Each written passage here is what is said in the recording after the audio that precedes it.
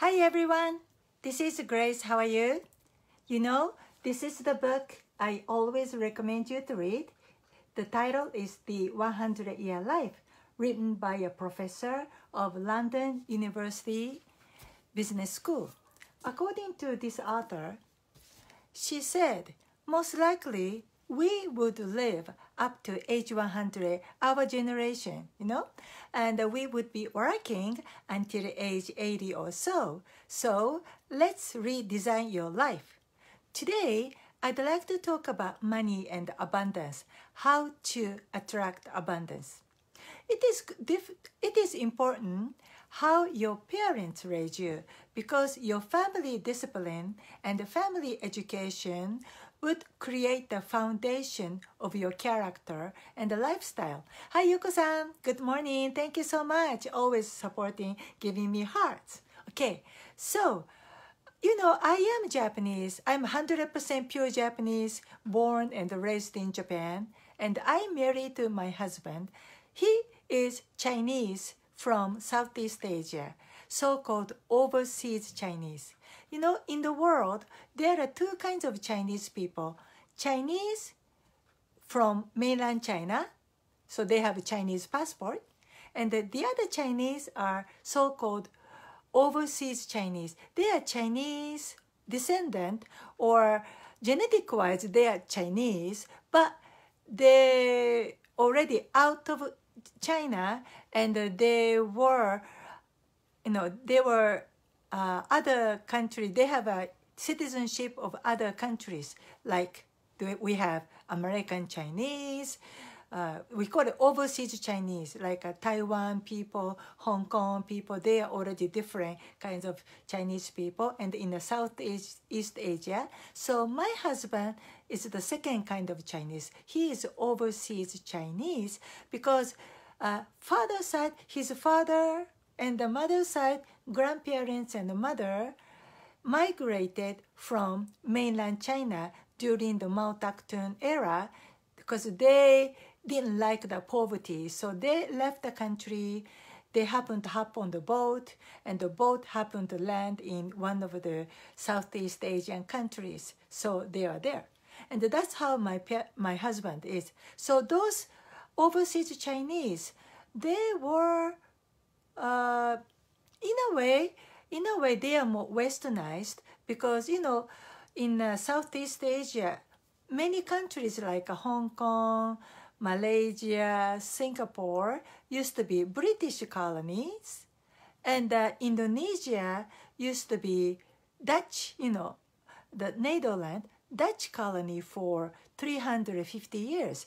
So actually by generation, they've lived in those countries, even though they were Chinese, but they were born and raised there by so many generations.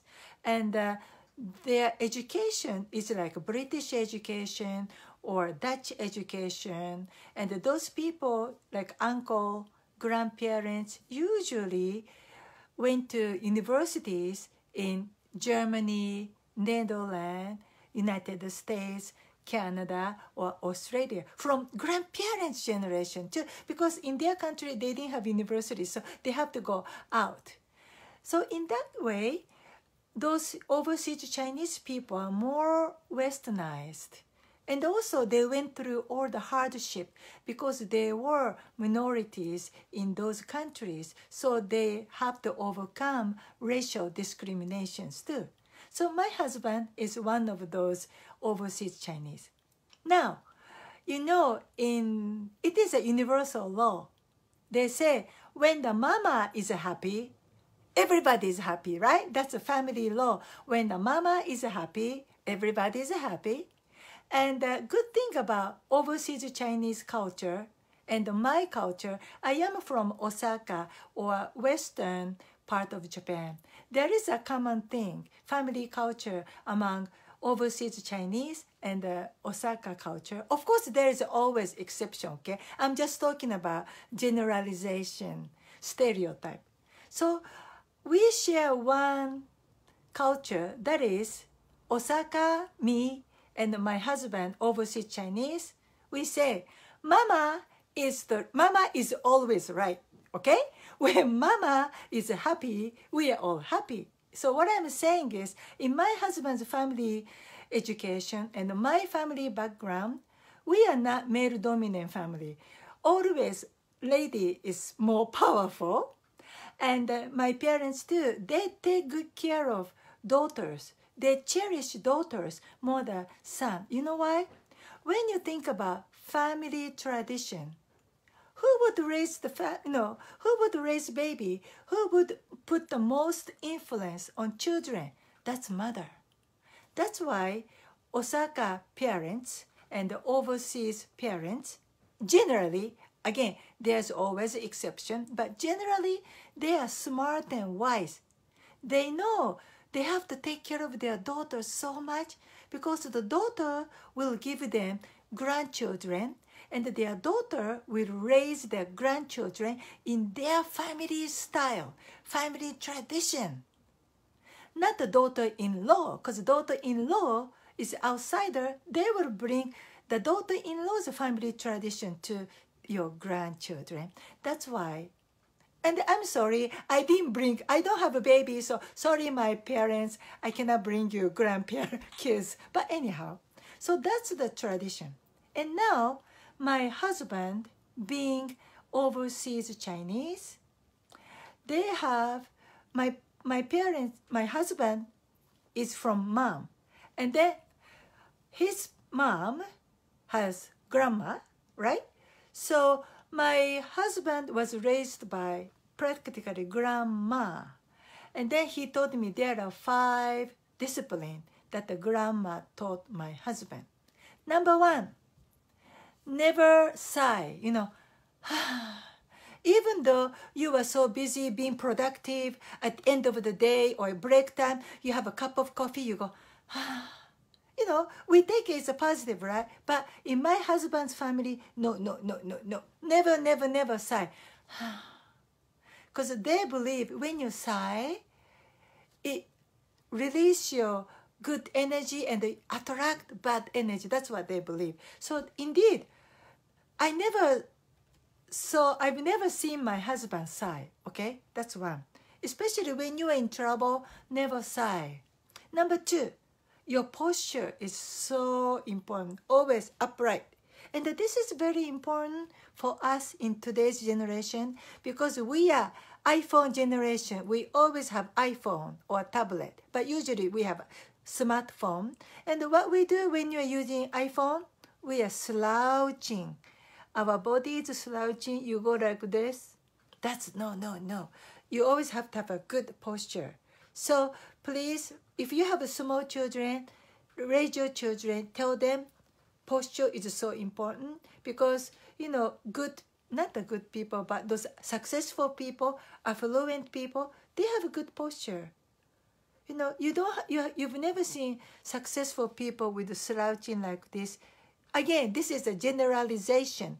There's always exceptions, right? But if you have like this, do you feel comfortable? Let's say you're going to have a brain, you have a brain tumor, for example, and you have to go through brain surgeon to remove your tumor, or you have to go through, open heart surgery, and you go to the doctor's office, and the doctor is slouching like this.